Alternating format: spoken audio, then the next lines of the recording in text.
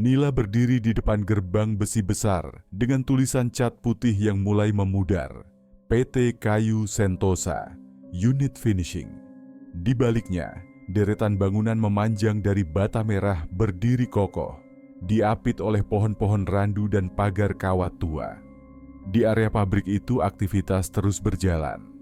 Truk masuk membawa kayu gelondongan, lalu keluar membawa papan-papan yang sudah diolah. Pabrik ini terletak di pinggiran Temanggung, jauh dari permukiman warga. Letaknya di dataran yang sedikit menurun, dikelilingi perkebunan tembakau dan beberapa petak sawah. Bangunan utamanya terdiri dari bagian pemotongan, pengeringan, dan ruang finishing. Di antara bangunan itu ada lorong-lorong sempit yang jadi jalan pintas para pekerja. Di ruang administrasi, seorang pria berkemeja lusuh menyambut Nila. Rambutnya sudah banyak yang putih, matanya agak cekung. "Namanya Nila ya, saya Riman, mandor di sini," ucapnya sambil menjabat tangan. "Kamu bantu di admin sama Bu Sri. Kalau bingung, tanya aja, jangan sungkan." Nila mengangguk sopan. Ia baru pindah dari Kendal, butuh pekerjaan, dan tempat ini salah satu dari sedikit pabrik yang masih aktif merekrut. Setelah berkenalan dengan beberapa staf, Pak Riman mengajaknya berkeliling.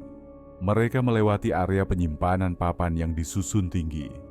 Beberapa karyawan mendorong gerobak kayu, sebagian lagi mengamplas permukaan papan. "Sini," ujar Pak Riman sambil menunjuk ke lorong sempit di antara dua gudang. "Itu jalan ke ruang finishing. Biasanya buat pengecatan dan pelapisan terakhir sebelum barang dikirim, tapi jarang dipakai sekarang. Udah ada akses baru lewat belakang." Lorong itu gelap, meski matahari masih cukup tinggi.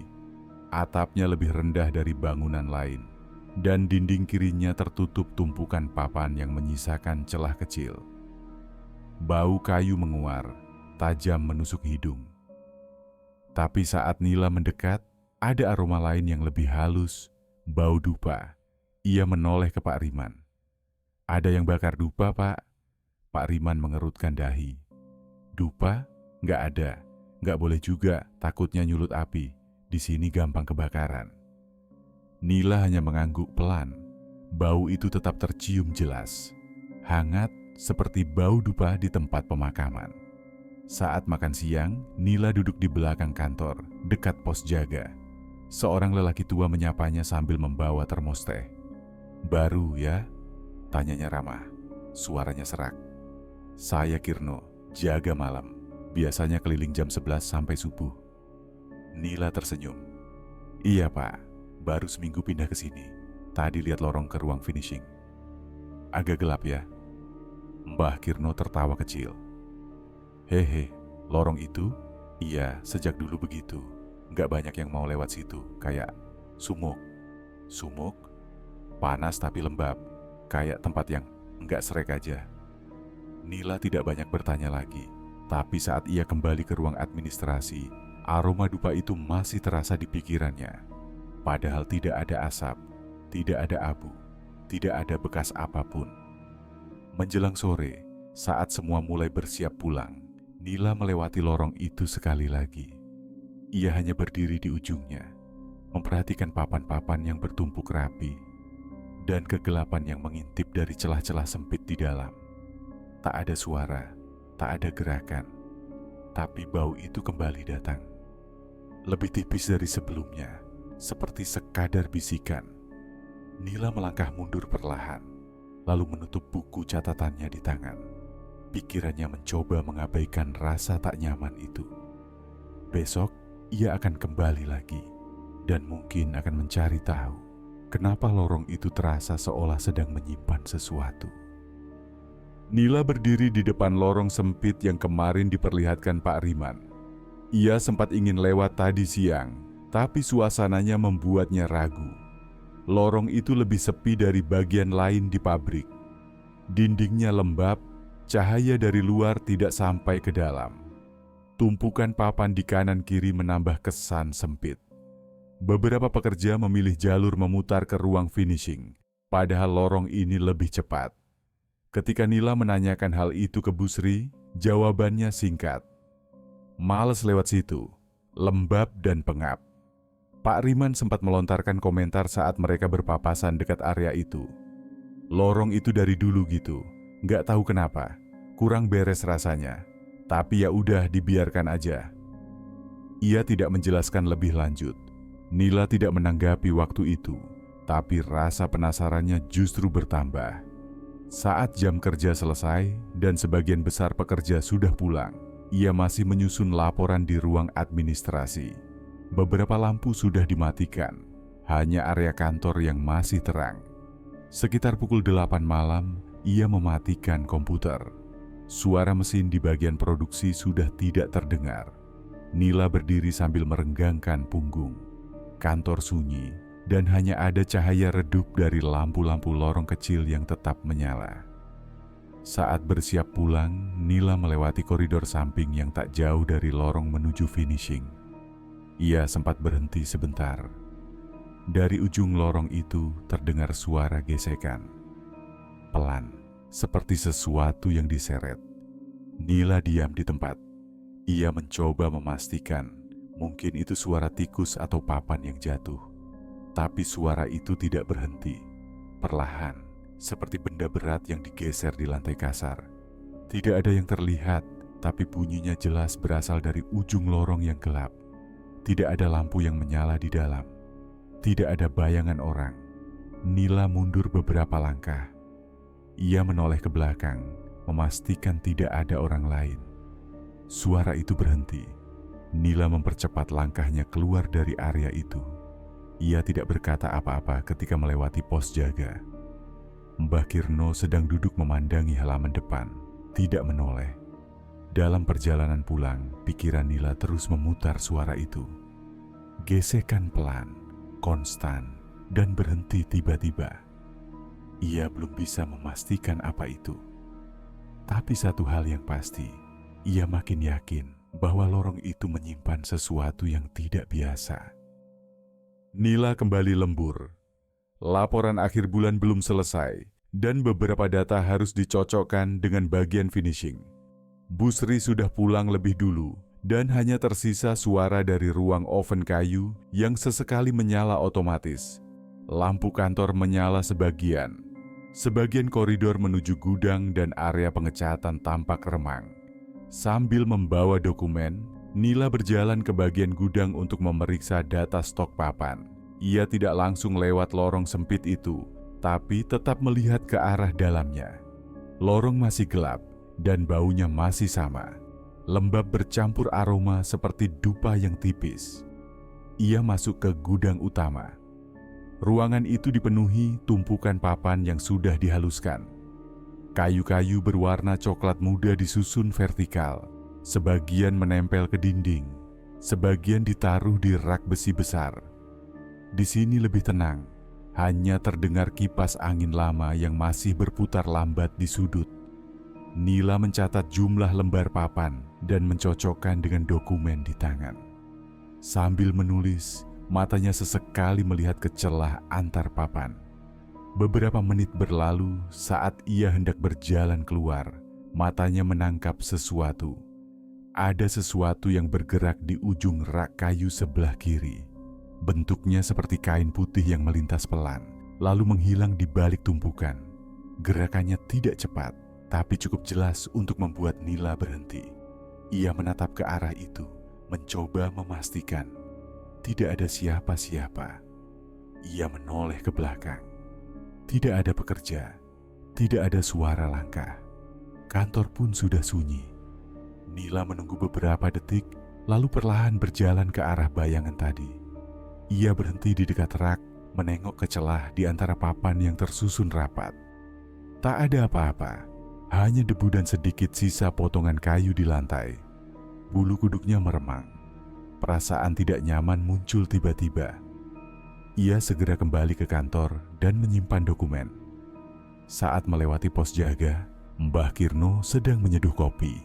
Nila memutuskan berhenti sejenak. Tadi di gudang, saya kayak lihat sesuatu. Kayak bayangan putih di antara papan. Mbah Kirno tidak langsung menjawab. Ia meletakkan termos pelan, lalu duduk. Dulu Ada tukang pols di sini.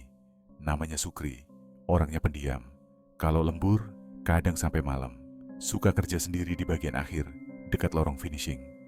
Nila mendengarkan tanpa menyela. Satu malam, papan-papan itu jatuh nimpuk dia. Ketahuan besok paginya. Tapi waktu itu, jenazahnya nggak langsung diurus. Katanya masih nunggu laporan, surat ini itu. Jadi semalaman dibiarkan di gudang, nggak dipindah ke ruang jenazah, nggak dimandikan. Mbah Kirno menyesap kopi. Sejak itu, orang-orang mulai ngerasa aneh. Kadang lihat putih-putih, kadang dengar suara di lorong, tapi nggak semua berani ngomong. Nila tidak tahu harus menjawab apa. Yang ia lihat tadi bukan khayalan. Ia yakin ada sesuatu yang bergerak. Tapi apa benar itu Sukri? Dan kalau iya, kenapa masih muncul? Saat berjalan pulang malam itu, pikirannya masih dipenuhi bayangan putih yang bergerak pelan di antara papan. Lorong menuju ruang finishing kembali tercium bau yang tidak biasa. Beberapa pekerja yang lewat mulai menutup hidung. Aromanya tajam, seperti dupa menyala. Tapi tidak ada asap, tidak ada sisa pembakaran. Nila mencium bau yang sama saat sedang mengantar dokumen ke ruang pengeringan. Ketika melewati lorong kecil itu, aroma menyengat muncul begitu saja. Ia sempat menoleh ke kanan dan kiri, berharap menemukan batang dupa yang masih menyala atau mungkin sisa abu. Tapi lantai bersih dan tidak ada tanda-tanda bekas api. Di kantin, beberapa pekerja membicarakannya sambil makan. Bau dupa lagi? Padahal enggak ada yang bakar, kata salah satu dari mereka. Jangan-jangan ada yang diam-diam pasang sajen, celetuk yang lain, disambut tawa tipis. Nila tidak ikut berkomentar. Ia mulai merasa ada pola. Bau dupa, bayangan putih, dan suara gesekan. Semuanya berpusat di area lorong dan ruang finishing. Ia membuka tas kecilnya dan mengeluarkan buku catatan. Halaman pertamanya kosong. Di sana ia menulis tanggal dan waktu, lalu mencatat, bau dupa muncul lagi, lebih kuat dari sebelumnya. Tidak ada asap, tidak ada batang dupa terlihat. Beberapa menit kemudian, ia bertemu Pak Riman di ruang pengarsipan. Nila memberanikan diri bertanya, "Pak, bau dupa itu sering muncul ya?" Pak Riman hanya mengangguk. "Iya, beberapa kali, tapi enggak tiap hari. Kadang muncul sendiri, kadang seminggu enggak ada." "Enggak pernah diselidiki?" "Dulu sempat dicek, dipikir ada yang bakar diam-diam, tapi enggak pernah ketahuan. Lama-lama ya dibiarin aja." Pak Riman tampak tidak ingin membahasnya panjang. Ia sibuk memindahkan dokumen ke rak besi dan mengalihkan pembicaraan. Nila kembali ke mejanya dan melanjutkan pekerjaannya. Tapi pikirannya terus kembali ke aroma dupa yang muncul tanpa sebab. Ia tidak percaya ini hanya kebetulan. Menjelang sore, ia berdiri di depan lorong. Beberapa papan kayu disandarkan di dinding, menyisakan jalur sempit. Cahaya lampu redup membuat bagian dalam lorong terlihat kusam. Bau dupa masih samar tercium, meskipun tidak sekuat sebelumnya. Nila mencatat kembali di bukunya. Tidak semua pekerja lewat sini. Sebagian memilih memutar. Mungkin karena bau atau suasananya. Ia menutup buku itu dan menyimpannya di laci meja. Baginya, semua kejadian ini tidak biasa. Dan jika memang ada sesuatu yang tertinggal di lorong itu, ia ingin tahu lebih jauh.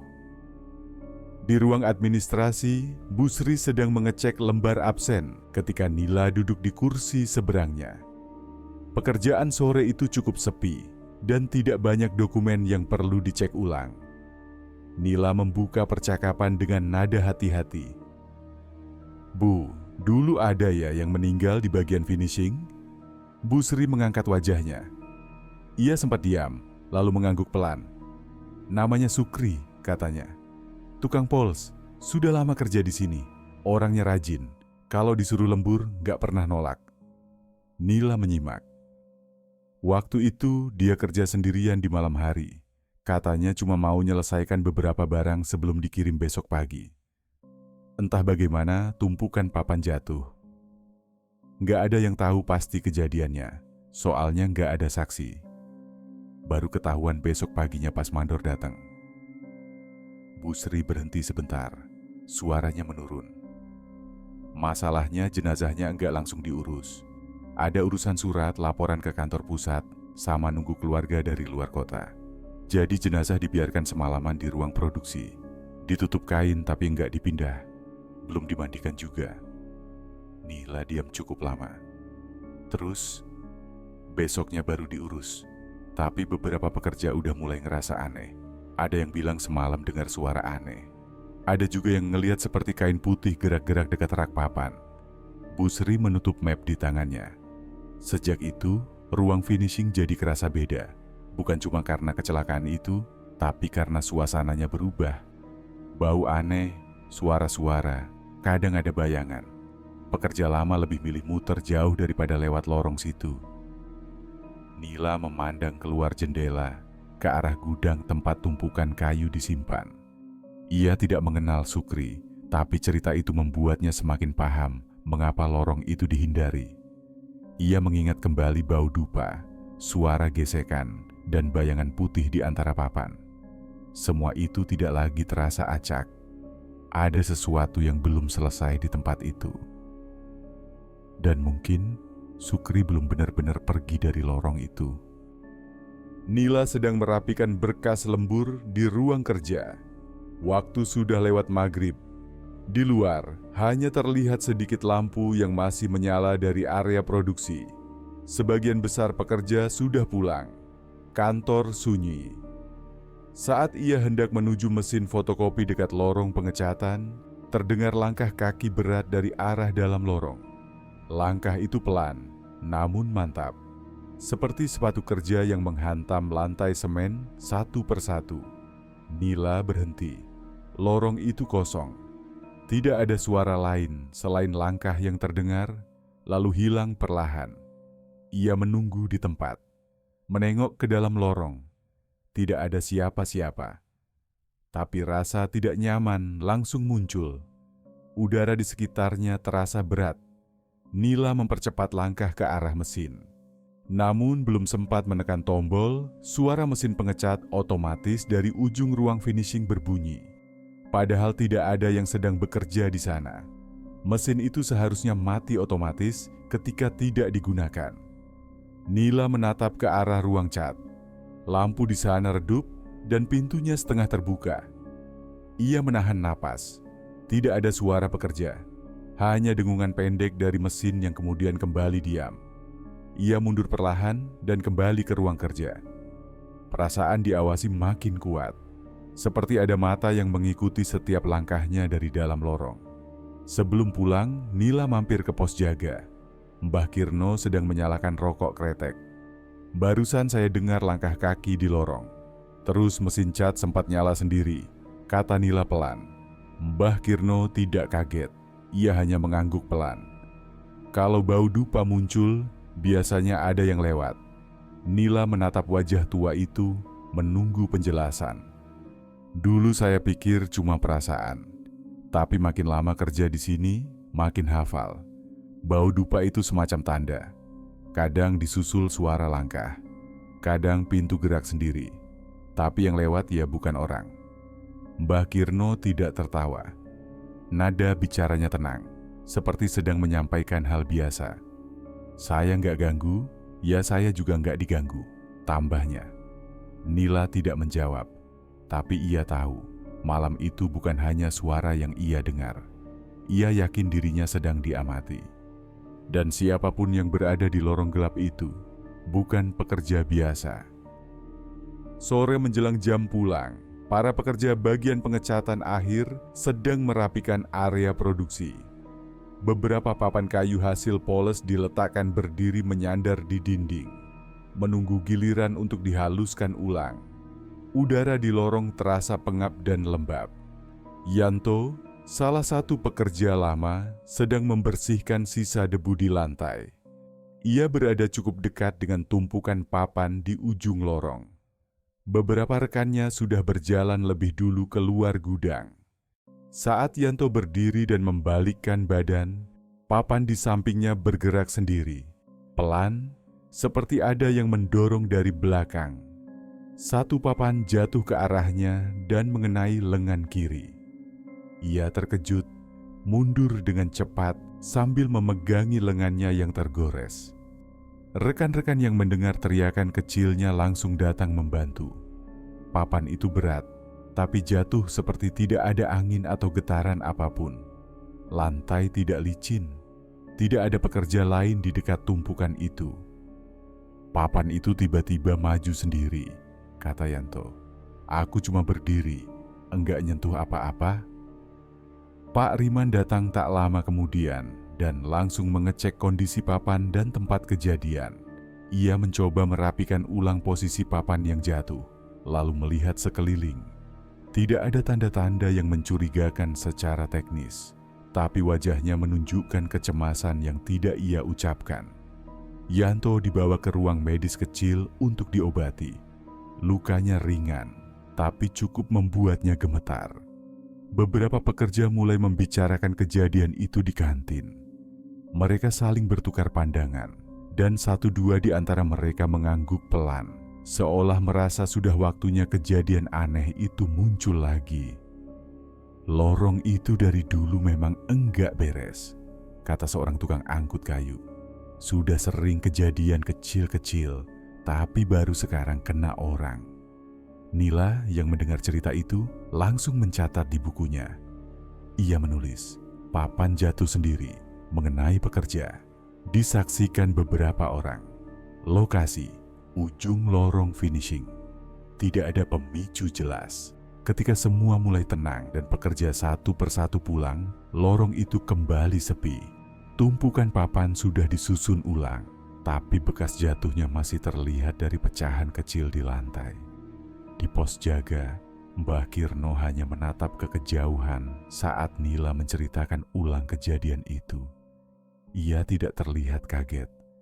Kadang dia cuma lewat, tapi kalau udah mulai nyenggol barang, berarti dia mulai gelisah. Siapa? Tanya Nila. Yang tertindih papan itu, mungkin dia masih belum terima caranya pergi. Tidak ada jawaban pasti. Tapi malam itu, lebih banyak pekerja memilih pulang lebih cepat.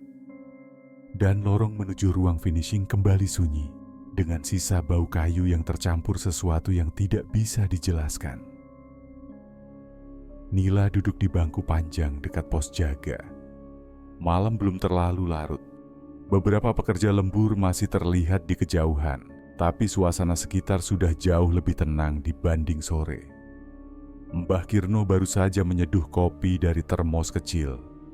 Ia duduk berselonjor, menatap kosong ke arah gudang pengecatan. Aku dulu juga kerja di bagian dalam, katanya tiba-tiba, tanpa diminta. Nila menoleh. Waktu kejadian itu, Mbah Kirno mengangguk. 15 tahun lalu, masih ramai pekerja. Sukri namanya, tukang pols, orangnya pendiam, tapi rajin. Nila menyimak. Suara mesin dari dalam pabrik terdengar jauh, hampir tidak terdengar dari tempat mereka duduk. Waktu itu Sukri lagi dikejar target. Ada pesanan kayu finishing untuk pelanggan besar. Barang harus dikirim esok pagi. Dia milih lembur sendiri. Mbah Kirno menarik napas. Enggak ada yang tahu pasti kenapa papan bisa jatuh. Tapi yang nemuin mayatnya mandor pagi. Tubuhnya ketindih papan besar. Meninggal di tempat.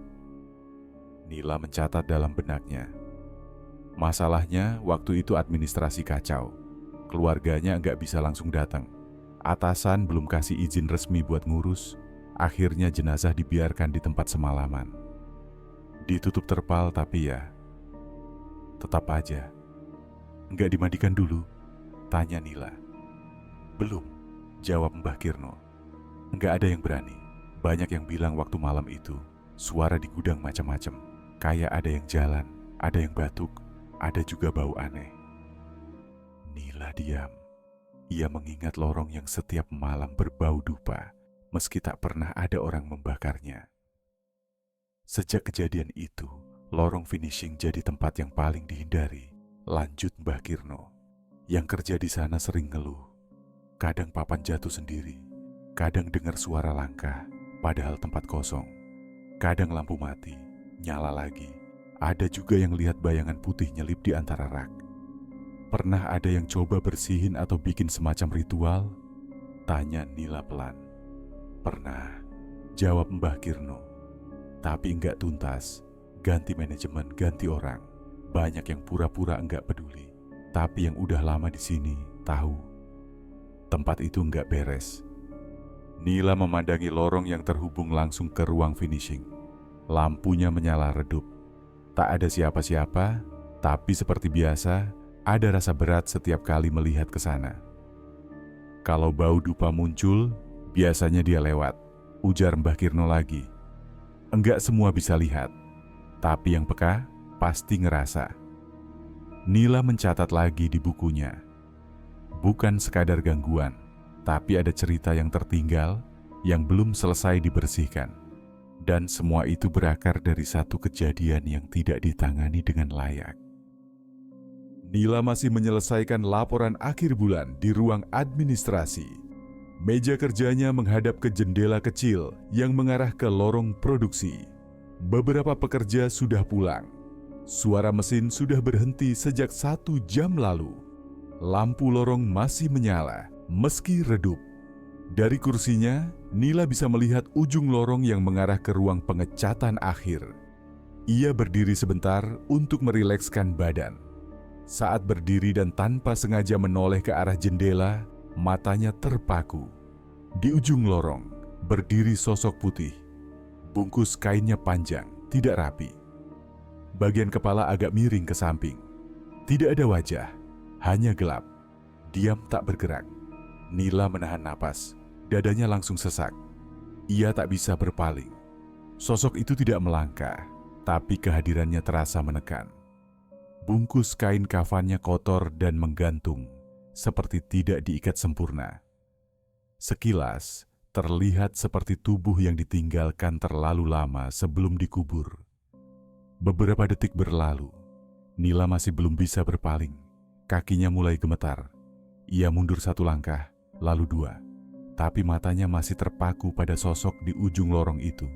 1 langkah lagi ia ambil dan tubuhnya limbung. Pandangannya buram, nafasnya pendek, lalu gelap. Beberapa saat kemudian, Nila terbangun di pos jaga. Mbah Kirno duduk di sebelahnya sambil meletakkan botol air minum di meja. "Kamu lihat ya?" tanya Mbah Kirno pelan. Nila hanya mengangguk. Wajahnya masih pucat. "Udah sering muncul begitu," lanjut Mbah Kirno. "Kadang cuma kelihatan setengah, kadang cuma bayangan. Tapi kalau muncul utuh, biasanya ada yang nunjuk diri." Nila masih terdiam. Ia mencoba mengingat lagi bentuk sosok itu. Tapi hanya potongan-potongan bayangan kain lusuh yang tertinggal di ingatannya. Malam itu laporan tak selesai. Semua tulisan di buku kecil milik Nila terhenti di 1 kalimat. "Aku melihatnya." Pak Riman memanggil beberapa staf ke ruang keamanan. Di ruangan sempit dengan 2 monitor, ia sudah menyiapkan 1 rekaman dari kamera pengawas yang menghadap lorong finishing. Nila ikut masuk. Ia masih belum sepenuhnya pulih dari kejadian malam sebelumnya, tapi rasa ingin tahunya lebih besar dari rasa takut. "Lihat bagian ini," kata Pak Riman sambil memutar rekaman. Gambar terlihat cukup jelas, lorong kosong, tidak ada aktivitas. Kamera diam, tapi pencahayaan cukup untuk melihat area sekitar. Beberapa detik pertama tidak terjadi apa-apa. Lalu di sudut layar muncul bayangan putih. Tidak melangkah, tidak bergerak cepat, hanya muncul berdiri diam, seperti sosok tinggi yang tertutup kain. Wajahnya tidak terlihat, kainnya menjuntai. Lalu bayangan itu hilang. Tidak berjalan pergi, tidak menunduk, tidak berbelok. Hanya lenyap begitu saja di tempat. Semua yang menonton terdiam. Tidak ada yang bersuara. Pak Riman mempause video, lalu memutar ulang. Pergerakannya tetap sama. Tidak ada kesalahan teknis. Tidak ada pantulan cahaya. Itu jelas-jelas bentuk tubuh. "Ini malam kemarin, Tanya Bu Sri dari bagian gudang. Pak Riman mengangguk. Jam 10 lewat sedikit. Nila langsung tahu. Itu waktu yang sama dengan kejadian yang ia alami. Sosok yang dilihatnya di lorong adalah sosok yang terekam kamera. Salah satu teknisi yang ikut menonton bergumam pelan. Kalau sudah masuk kamera, berarti bukan cuman halusinasi. Sejak saat itu, suasana kerja mulai berubah. Para pekerja yang sebelumnya hanya mendengar cerita mulai merasa resah. Mereka membicarakan rekaman itu dari satu meja ke meja lain, dari ruang produksi ke kantin. Ada yang bilang ingin dipindah dari area finishing. Ada yang mulai sering izin pulang lebih awal. Beberapa bahkan membawa benda-benda kecil yang dianggap bisa menolak gangguan. Nila menyimpan salinan rekaman itu di flash disk pribadinya. Bukan untuk dibagikan, tapi untuk mencatat bahwa semua yang ia alami benar terjadi. Ia bukan satu-satunya yang merasakannya. Pak Riman hanya berkata singkat, "Dulu-dulu belum pernah muncul di kamera, tapi kalau sekarang dia sudah berani nunjukin diri. Berarti memang ada yang belum selesai." Dan sejak malam itu, lorong menuju pengecatan akhir tak hanya menjadi tempat paling sunyi di pabrik, tapi juga yang paling dihindari. Setelah rekaman CCTV tersebar dan semakin banyak yang resah, Pak Riman akhirnya memutuskan untuk memanggil bantuan. Ia menghubungi seorang ustaz dari desa sebelah yang dikenal sering membantu menangani gangguan di tempat kerja atau rumah. Ustaz datang sore hari. Tubuhnya kurus, berpeci dan membawa tas kecil berisi air, beberapa lembar kain putih, serta buku doa. Ia sempat berjalan keliling pabrik, lalu berhenti cukup lama di depan lorong pengecatan akhir. Tempat ini berat, katanya pendek, lalu duduk di lantai dekat pintu lorong untuk membaca doa. Beberapa staf menemani, termasuk Nila dan Bu Sri. Mereka berdiri agak jauh, hanya menyimak dari kejauhan. Doa dibacakan dalam durasi hampir 1 jam. Tidak ada kejadian aneh selama proses berlangsung. Setelah selesai, Ustaz menutup tasnya dan berkata, "Coba diamati malam ini, biasanya akan ada reaksi." Malamnya, beberapa staf lembur seperti biasa, tapi suasana terasa lebih tegang. Nila memilih tetap di kantor. Namun matanya sering melirik ke arah lorong. Pekerja yang biasa mondar-mandir jadi enggan melintasi jalur itu. Menjelang tengah malam, suara mesin dari dalam mendadak menyala sendiri. Bukan satu, tapi beberapa sekaligus. Padahal sakelar sudah dimatikan. Tak lama kemudian, terdengar suara papan jatuh di area penyimpanan. Satu papan bahkan menghantam rak dan membuat isinya berserakan. Pak Riman yang masih ada di kantor langsung menuju ruang produksi. Ia melihat mesin cat otomatis hidup meskipun tak ada yang mengaktifkan. Lampu di lorong sempat mati total, lalu menyala lagi dengan cahaya redup. Semua orang memilih berkumpul di luar ruang produksi. Tak ada yang berani masuk sebelum suasana benar-benar tenang. Butuh waktu hampir setengah jam sampai semuanya berhenti sendiri. Keesokan harinya, Ustaz datang kembali setelah dihubungi. "Ini bukan sosok jahat," ujarnya tenang. "Dia hanya tersesat, meninggal tanpa sempat disucikan. Arwahnya masih terikat. Waktu saya baca doa, dia tidak menolak. Tapi ada sesuatu yang belum selesai. Dia belum dipulangkan dengan benar." Pak Riman mengangguk pelan. Nila mencatat kata-kata itu di bukunya. "Kalau kalian mau bantu, bantu dia dengan cara yang layak. Urus seperti mengurus jenazah. Jangan anggap ini selesai hanya dengan doa dari jauh." Ustaz tidak kembali lagi malam itu. Ia hanya meninggalkan sebotol air dan beberapa potong kain putih bersih, lalu berkata, "Gunakan kalau kalian siap." Dan sejak malam itu, semua tahu, bukan mengusir yang dibutuhkan, tapi menyelesaikan sesuatu yang dulu dibiarkan menggantung. Pak Riman mengeluarkan map lusuh dari laci kantornya. Di dalamnya ada data lama pekerja pabrik, termasuk nama Sukri. Dari data itu, mereka menemukan alamat asalnya. sebuah desa kecil di pinggiran Kabupaten Wonosobo. Nila mengusulkan untuk menelusurinya langsung. Ia merasa ini satu-satunya langkah yang masuk akal setelah semua gangguan tak kunjung mereda. Pak Riman setuju. Mereka berangkat pagi-pagi menggunakan motor. Perjalanan memakan waktu lebih dari 1 jam. Desa yang dituju terpencil, hanya bisa diakses lewat jalan menanjak yang sempit. Saat sampai, mereka mencari rumah dengan nama keluarga Sukri, seperti tertulis di berkas. Butuh waktu bertanya ke beberapa warga sebelum akhirnya menemukan rumah sederhana dengan cat yang mulai mengelupas. Di sana tinggal seorang pria paruh baya bernama Warto. Ia mengenakan kaos dalam dan sarung, duduk di beranda sambil memperbaiki tikar bambu. Saat Nila menyebut nama Sukri, pria itu langsung terdiam. "Saya kakaknya," katanya pelan. "Kenapa kalian nyari Sukri?" Pak Riman memperkenalkan diri dan menceritakan tentang gangguan di pabrik. Ia menjelaskan bahwa Sukri meninggal dalam kecelakaan kerja, tertindih papan saat lembur malam. Tapi ia juga menyampaikan hal yang tidak pernah diketahui keluarga. Jenazah Sukri tidak segera dimandikan karena urusan administrasi dan jenazah sempat tertahan di ruang dingin lebih dari sehari. Pak Warto menatap kosong cukup lama. Wajahnya seperti menahan sesuatu. "Saya cuma dikasih tahu dia kecelakaan. Udah dikubur itu aja," katanya pelan. Pak Riman mengangguk. "Kami pikir mungkin arwahnya belum tenang. Mungkin perlu diluruskan secara simbolis. Kalau Bapak bersedia, bisa bantu kami." Pak Warto mengangguk tanpa banyak bicara. Keesokan harinya, ia datang ke pabrik. Ia berdiri lama di depan lorong pengecatan akhir. Napasnya dalam. Ia tak berkata-kata. Tangannya menggenggam botol air yang diberi ustaz dan potong kain putih yang dilipat rapi. "Kalau memang ini tempat terakhir dia kerja, biar saya bantu bersihkan," ucapnya akhirnya. Langkah pertama sudah dimulai.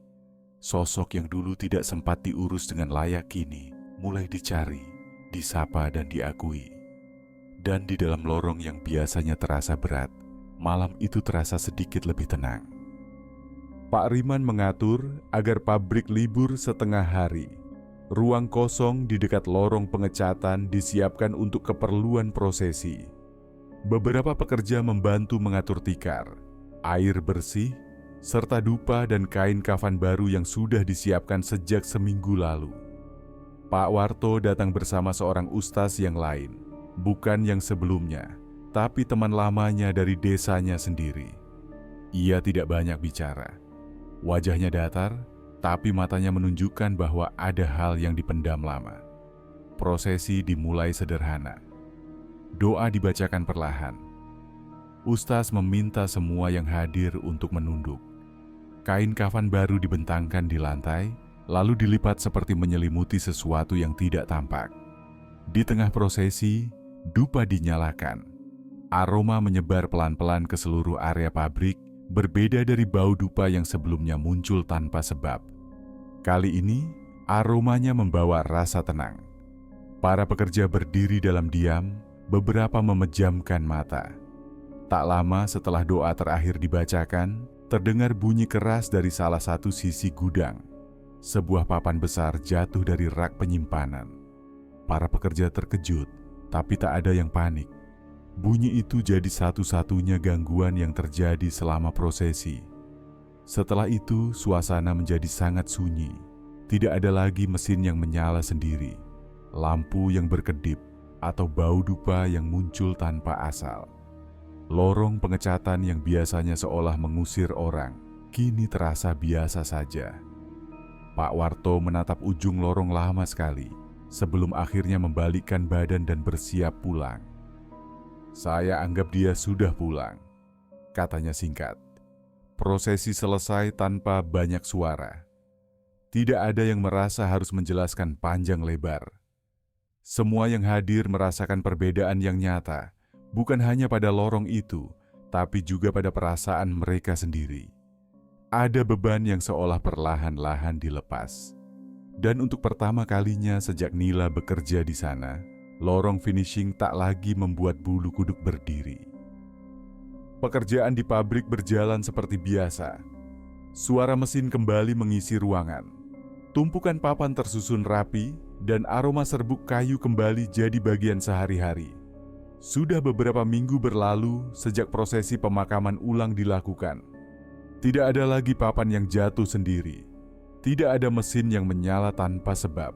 Dan yang paling kentara, tidak ada lagi bau dupa yang datang tanpa asal.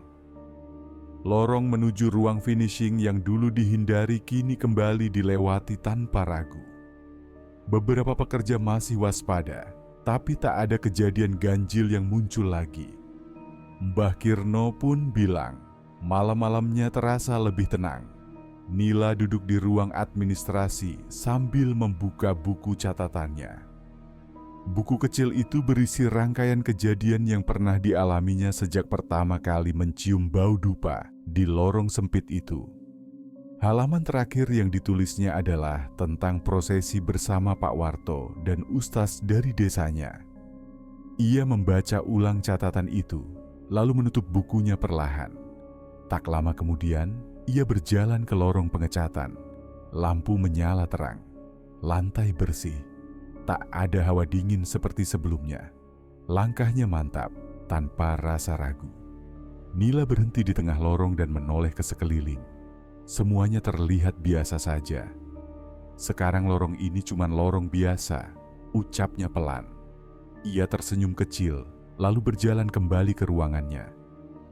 Di luar, suara mesin potong dan bor kayu kembali terdengar, tapi semuanya terasa wajar. Di tempat yang dulunya penuh tekanan dan rasa takut, kini hanya tersisa rutinitas. Lorong finishing, yang dulunya dihantui oleh sosok tak tenang, akhirnya menjadi bagian dari pabrik seperti sedia kala. Sepi, tapi bukan karena mencekam. Hanya sepi karena memang sedang tidak ada orang yang lewat. Terima kasih telah menonton video ini. Jangan lupa untuk like, komen, dan subscribe, serta nyalakan notifikasi agar tidak ketinggalan video-video selanjutnya.